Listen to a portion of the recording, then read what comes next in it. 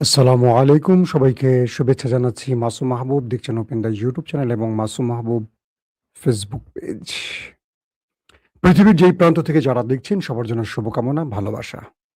দর্শক, আগামীকাল বিশ্বকাপ ফাইনাল, তাই তো? আপনারা আশা করি প্রত্যেকে স্পেনকে সাপোর্ট করবেন। কারণ স্পেন এবার মুসলমানদের পক্ষে দাঁড়িয়েছে। তারা ফিলিস্তিনের স্বাধীনতার পক্ষে দাঁড়িয়েছে, স্বাধীন ফিলিস্তিন রাষ্ট্রের পক্ষে দাঁড়িয়েছে ইরানের পক্ষে। অর্থাৎ আমেরিকা এবং ইসরায়েলকে স্পেন তার ভূমি ব্যবহার করতে দেয়নি, তার ঘাঁটি ব্যবহার করতে দেয়। তাই স্পেনের প্রতি ভালোবাসা থাকবে। তবে এবার বিশ্বকাপে যেই দলই জিতুক দুটোই আমার দল। মানে আমার দল, বুঝছেন তো? কারণ একটি হলো ভালোবাসা, অন্যটি হলো পছন্দ। স্পেন মানি আর্জেন্টিনা, আর্জেন্টিনা মানি স্পেন আমার কাছে। সো ব্রাজিল একটু কষ্ট বেশিই পাবে। কারণ এবার আর্জেন্টিনা হেরে গেলে আর্জেন্টিনার সমর্থকরা কষ্ট পাবে না। কারণ তাদের ভালোবাসার মধ্যে স্পেন রয়ে গেছে। আমার কাছে দুটোই। আগামী বিশ্বকাপ আমার কাছে যেই কাপ পাক, আমি চিল মুডে থাকবো। কারণ দুটোই আমার দল। আসেন, আপনাদেরকে বিশ্বকাপের খবর দেব না। দেব আজকে দুর্দান্ত খবর। কোন পাপে পুড়ছে আরবরা? পুরো পৃথিবী এক টালমাটাল অবস্থায় আছে। পাকিস্তান উত্তপ্ত হচ্ছে। ভারত নতুন করে খেলা শুরু করতে চায়। ইসরায়েল নেপথ্যে বসে তাসের চাল চেঞ্জ করছে। ইসরায়েলের গোয়েন্দা চালে আটকে গেছে ট্রাম্প। আবার ট্রাম্প চেষ্টা করছেন, ট্রাম্পের সাথে নেতানিয়াহু দেখা করতে চাচ্ছেন কিন্তু পারছেন না। কিরকম একটা হযবরল অবস্থা। এই যুদ্ধে চুপচাপ ছিল সৌদি আরব, হঠাৎ করে সৌদি আরব মাঠে নামছে। আবার দেখেন, ইরানকে শাসাচ্ছে পাকিস্তান। ওরে বাপরে বাপ! কোন দিক থেকে কোন দিকে যাচ্ছে যুদ্ধের সকল ডট আজকে মিলিয়ে একটা জায়গায় নিয়ে আসবো। ওকে?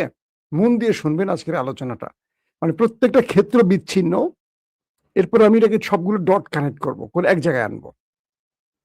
এই মুহূর্তে মূল লক্ষ্যটা কি? আমেরিকা ইরানের সাথে প্রথম ১০০ দিনে পরাজয় বরণ করেছে, আমেরিকা এবং ইসরায়েল। এরপর তারা কি করলো? মুসলিম কয়েকটা রাষ্ট্রকে ব্যবহার করলো। এর মধ্যে পাকিস্তান, কুয়েত, তুরস্ক, মিশর। এরা ইরানকে, আমেরিকাকে এক করে একটা মধ্যস্থতা করলো, সিজফায়ার করলো, শান্তি চুক্তি করলো। জেনেভায় স্বাক্ষরিত হলো। যুদ্ধ থেমে যাওয়ার কথা, যুদ্ধ থামলো না, বাড়লো। এখন ২ পক্ষ আক্রমণ করছে। কিন্তু ফিল্ডে ইসরায়েল নেই। গতবার ফিল্ডে ইসরায়েল ছিল, এবার ইসরায়েল নেই, এবার আমেরিকা আছে। ইসরায়েল থাকলেও সেটা গোপনে আছে, প্রকাশ্যে নেই। এখন যে বিষয়টি তৈরি হলো, বিচ্ছিন্নভাবে অনেকগুলো ঘটনা ঘটছে। ধরেন, আমি আরবের বিশ্লেষণে যাওয়ার আগেই ডটগুলো কানেক্ট করে দিই যাতে আপনাদের নিউজটা শুনতে বুঝতে সহজ হয়। এক বাক্যে বুঝতে পারেন। কারণ আপনারা অনেকেই আছেন এই সংবাদগুলো শুনেন, আবার বন্ধুকে শেয়ার করেন। যারা এখন চায়ের দোকানে বসে শুনছেন, বা যারা অফিস তো আর নেই, বাসায় বসে শুনছেন, বা যারা সারাদিন কাজ শেষে এখন মোবাইল হাতে নিয়ে সংবাদ শুনছেন, তারা প্রত্যেকে যেন আমার নিউজটা শুনে একদম পুরোপুরি মাথায় ঢুকায় রাখতে পারেন যে আসলে আজকে কি ঘটছে, কালকে কি ঘটছে, আগামীকাল কি ঘটতে পারে। ওকে? তো আমেরিকা যখন ইরানের সাথে আর পারল না, তখন আমেরিকা তার কয়েকটা ফ্রন্টে খেলা শুরু করলো। এক, তারা ইরানকে, ইরানের সাথে চুক্তি করে কয়েকটা দিন পার করলো। এই কয়েকটা দিনের মধ্যে তারা নিজেদেরকে একটু গুছিয়ে নিল। ইরানও এই সুযোগটা কাজে লাগালো। তাদের যেই মিসাইল স্টোরেজের, মানে বিভিন্ন পয়েন্ট আমেরিকার আক্রমণে আটকে গেছে, সেগুলো তারা ক্লিয়ার করে সেই মিসাইল আবার তাদের হাতের নাগালে নিয়ে আসলো। ইরান এখানে কয়েকটা পয়েন্ট মিলালো। এক, আমেরিকা পরাজয় বরণ করে ইরানের যে শর্তগুলো মেনে নিয়েছে, পুরোপুরি ইরানের পক্ষে গেছে। এই ইস্যুটিকে ইসরায়েল আবার আমেরিকার কাঁধে বন্দুক রেখে গুলি চালালো। বলল, তুমি যা যা শর্ত মানছো সবই তো ইরানের পক্ষে। ইরানের ডিপ স্টেটকে আবার ইসরায়েল খেপিয়ে দিল ট্রাম্পের বিরুদ্ধে, এবং ডিপ স্টেট এবং আমেরিকার মধ্যে ইসরায়েলের পক্ষের লোকেরা ট্রাম্পকে পরাজিত বানিয়ে দিল, এবং আগামী নির্বাচনে ট্রাম্প হেরে যাবে। এই ছুতোয় ট্রাম্পকে আবার মাঠে নামালো। ট্রাম্প আসলো, কি বলল? হরমুজ প্রণালী আমার থাকবে, এখান থেকে আমি 20% টোল নেব, পুরোপুরি এটার অভিভাবক আমি, এখন থেকে এটাকে আমি নজরদারিতে রাখবো। ইরান বলল, আমার জলরাশি তুমি নজরদারি রাখবো 10,000 মাইল দূর থেকে এসে চটকায় মুতে ফেলামো সালায়। আমেরিকা বলল, ওই তোর এত বড় সাহস, আমি বড় ভাই, তুই এভাবে বললি, আয় তুই আয়। আমেরিকা কি করলো? বিকল্প পথ তৈরি করলো। ইরান যে নির্ধারিত পথ বলে দিয়েছে, আমেরিকা ভিন্ন একটা পথ বলে দিয়েছে যে তুমি এখন থেকে যাবা, ফার্ম গেট হয়ে যাবা না, তোমার রাস্তা এখন হবে কোনটা, শ্যামলী রাস্তা ধরে যাবা। আর ইরান বলছে না, তুমি ফার্ম গেট ধরে যাবা। এই দুই রাস্তার মধ্যে গোলযোগ বেজে যখনই আমেরিকার পথ শ্যামলে দিয়ে জাহাজগুলো যাতায়াত করে, ইরান তখনই মিসাইল মারে, হিট করে। তখনই আমেরিকা এগিয়ে আসে ইরানের বিরুদ্ধে আক্রমণে। বাস লেগে গেল যুদ্ধ। প্রতিদিনই জাহাজ ঢোকার চেষ্টা করে, প্রতিদিনই ইরান অ্যাটাক করে। তো এখন পুরো হরমুজ বন্ধ করে দিয়েছে ইরান, কোনো জাহাজ আর ঢুকতে বেরোতে পারছে না। আজকেও দুটো জাহাজ মাইন বিস্ফোরণে উড়ে গেছে। আমেরিকা দেখলো আয় হায়, এখন তো আরো বড় চিপায় পড়ে গেছে। এখন আমেরিকার ইজ্জত বাঁচানোর শেষ লড়াইটা হলো আমেরিকা তার সর্বশক্তি দিয়ে এই লড়াইটা করছে। প্রতিদিনই তারা ইরানের গুরুত্বপূর্ণ স্ট্রাকচারের উপর অ্যাটাক করছে। প্রতিদিন তারা ইরানের একটা বড় স্থল অভিযানের জন্য পথগুলো বন্ধ করতে ব্রিজ কালভার্ট উড়িয়ে দিচ্ছে। আজকেও তারা 5টা গুরুত্বপূর্ণ ব্রিজে হিট করেছে। অর্থাৎ ইরান যেন স্থল অভিযান শুরু করলে এই রুটগুলো আর ব্যবহার করতে না পারে অস্ত্র আনা নেয়ার জন্য। পাশাপাশি পানি শোধনাগার, বিদ্যুৎ প্ল্যান্ট, এগুলো টার্গেট করছে। এগুলো টার্গেটের পরপরই ইরান দেখলো এতে সর্বনাশ করে ফেলতেছে, আমার সাধারণ জনগণের জন্য বিশাল ভোগান্তির কারণ। কি করা যায়? মার্চে বাহরাইনে, মার্চে কুয়েতে ধাম ধুরুকা করে মাইর একদম গরম করে ফেলছে। কুয়েত অন্ধকার হয়ে গেছে, কুয়েতের পানি শোধনাগার উড়িয়ে দিয়েছে, বিদ্যুৎ ব্যবস্থা ভেঙে পড়েছে। কুয়েতকে বলছে তোমার দেশ ব্যবহার করে আমার দেশে আক্রমণ করেছিল, তাই আমি তোমার দেশের এই কাজটি করছি, তুমি আবার দাও আমেরিকাকে ব্যবহার করতে, আমি আবার একই কাজ করব। বাহরাইনে মেরেছে ব্যাপক, জর্দানেও তো মেরেছে, মানে কোনো ছাড়াছাড়ি নাই। তো এই পরিস্থিতির মধ্যে এখন যুদ্ধটা আসলে আর থামার কোনো সুযোগ নেই। ইতিমধ্যে সৌদি আরবও ইরান অ্যাটাক করে বসছে। আবার সৌদি আরব ইয়েমেনের সাথে একটা গোলযোগ হয়েছে শুনছেন 2-3 দিন আগে। সৌদি আরবের হয়ে মাঠে নেমেছে আবার পাকিস্তান। পাকিস্তান এসে বলছে, এই ইরান, ইয়েমেনকে শান্ত করো, তুমি জানো যে আমার সাথে সৌদির একটা চুক্তি আছে, তুমি যদি সৌদিকে আক্রমণ করো তাহলে আমাকে নামতে হবে মাঠে। কে বলছে? পাকিস্তান।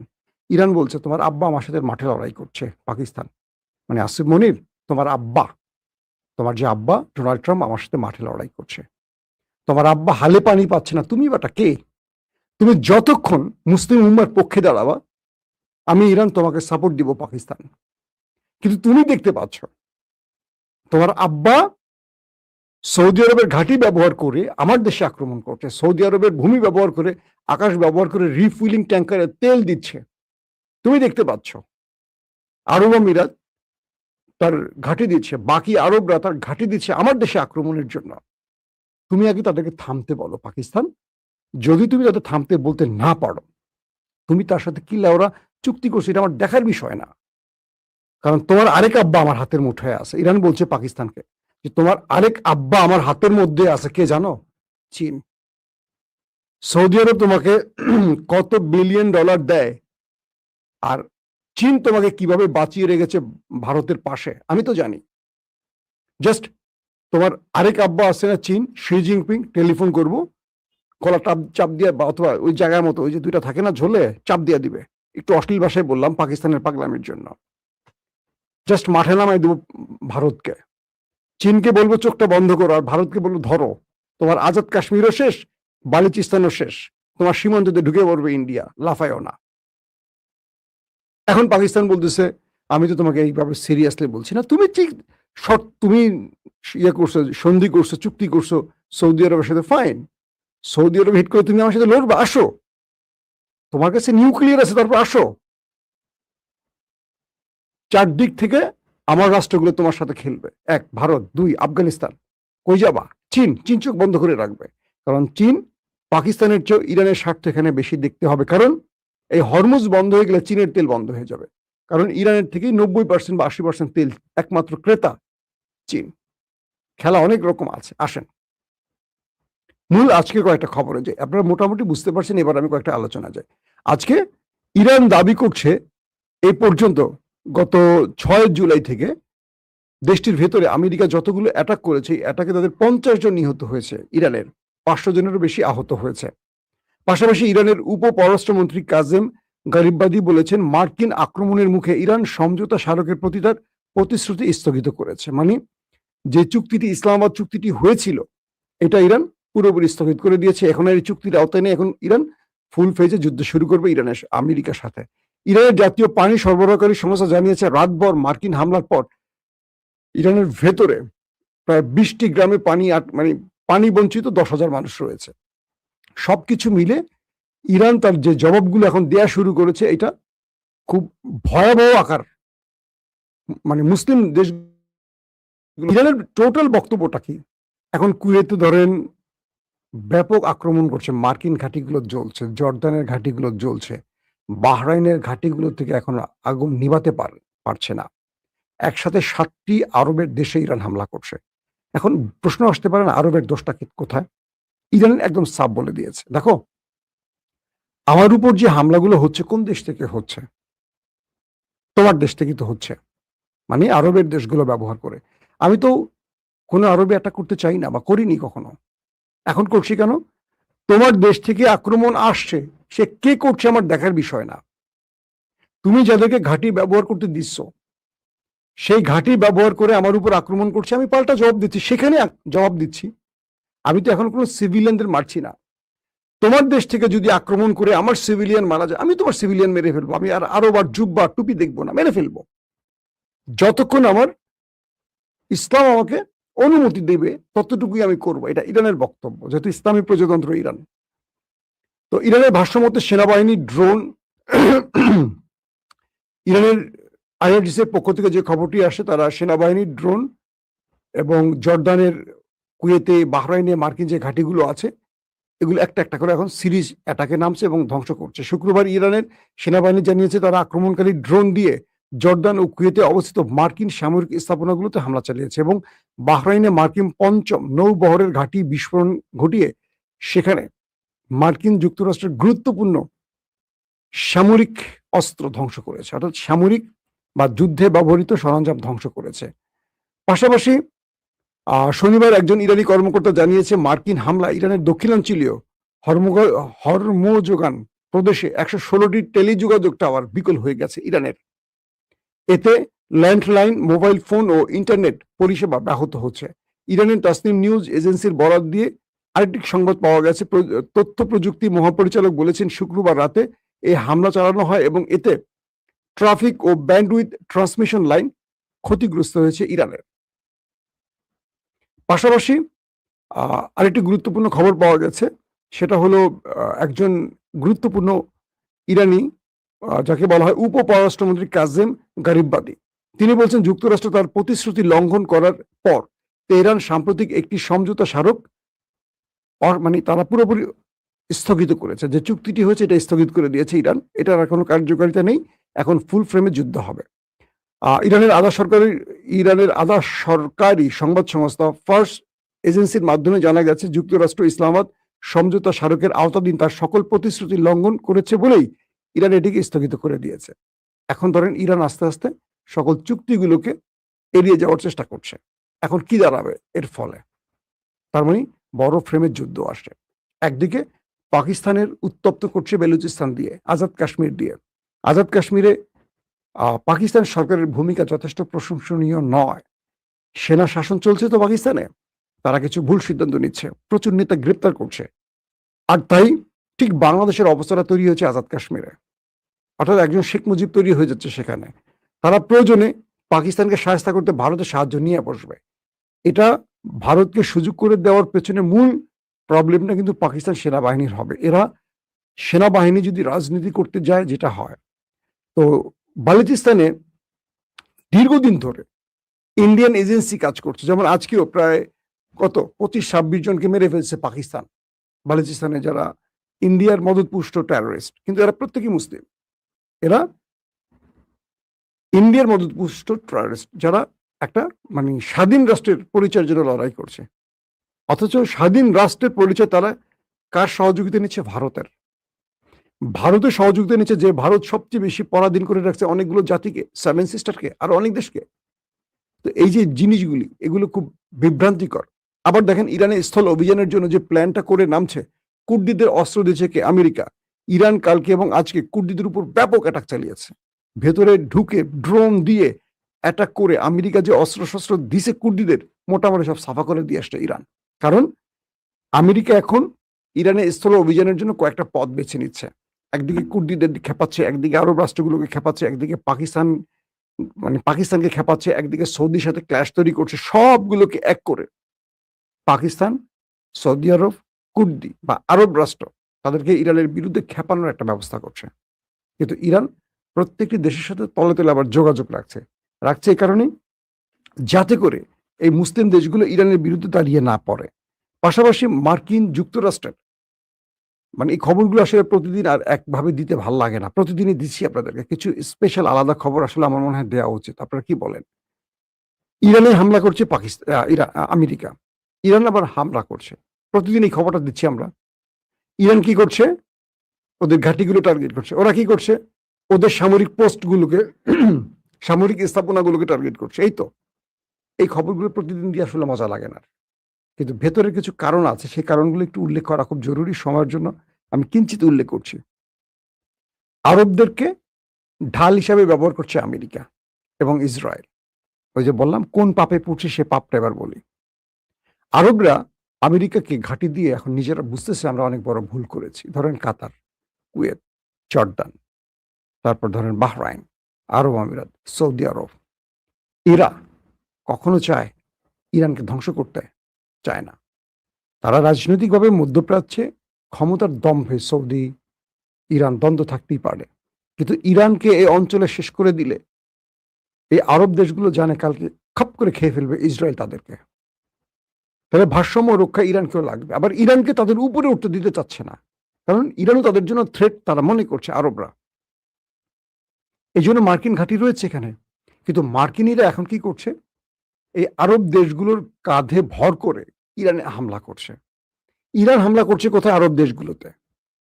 আমেরিকার আজকের আপডেট বলছে আমেরিকার প্রচুর সেনা মারা গেছে, প্রচুর।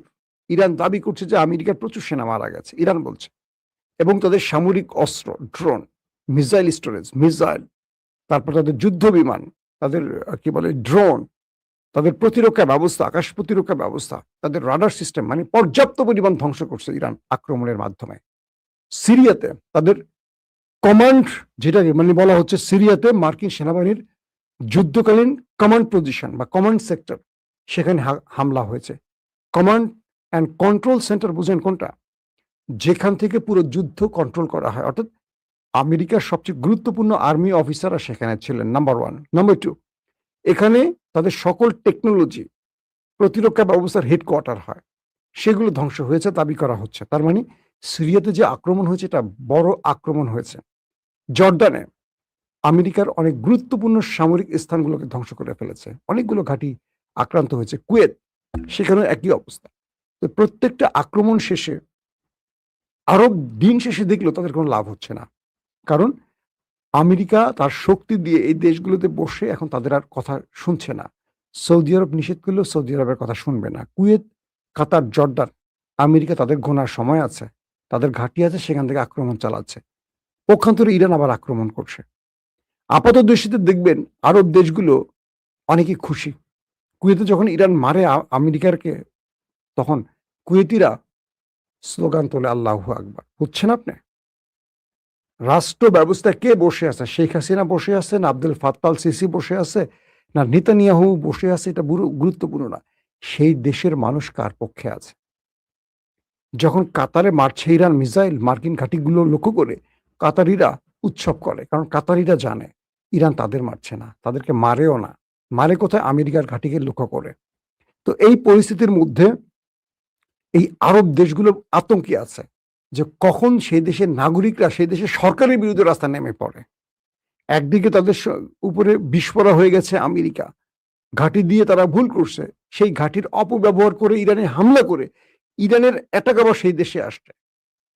আবার আমেরিকা কি করতেছে? ইরানের ব্রিজ, কালভার্ট, হাসপাতাল, স্কুল, কলেজ, পানি শোধনাগার, বিদ্যুৎ প্ল্যান্ট আক্রমণ করছে। ইরান আবার আরবের এই গুরুত্বপূর্ণ জায়গাতে হামলা করছে। আমেরিকার কি লস? আমেরিকার তো লস নাই, এখন লস টাকার আরবের। তো আরব তার মূল পাপটা হলো ওই অবিশ্বাসীদেরকে দেশে ঘাঁটি করার সুযোগ দিয়েছে। যে অবিশ্বাসীরা আরবদের বাঁচাতে আসেনি, তাদের পেট্রোডলার চুরি করতে এসেছিল। সেই পাপে এখন আরবরা পুড়ছে। আর ইরানও মোটামুটি তাদেরকে পোড়াতে সাহায্য করছে, মানে ফুয়েল দিচ্ছে ইরান। এখন সামনে একটা বড় স্ট্র্যাটেজিক কি বলবো যুদ্ধের চাল পরিবর্তন আসছে। সেটা কি? রাশিয়া, চীন, ইরান, পাশাপাশি তুরস্ক। অন্যদিকে পাকিস্তান এখনো ইরানের ব্লকে আছে, এটাকে আমরা ছুঁড়ে ফেলবো না। কারণ ইরান হেরে গেলে নেক্সট টার্গেট হবে পাকিস্তান, এটাই পাকিস্তান চায় না। তো পাকিস্তান কূটনীতির চালটা চালছে।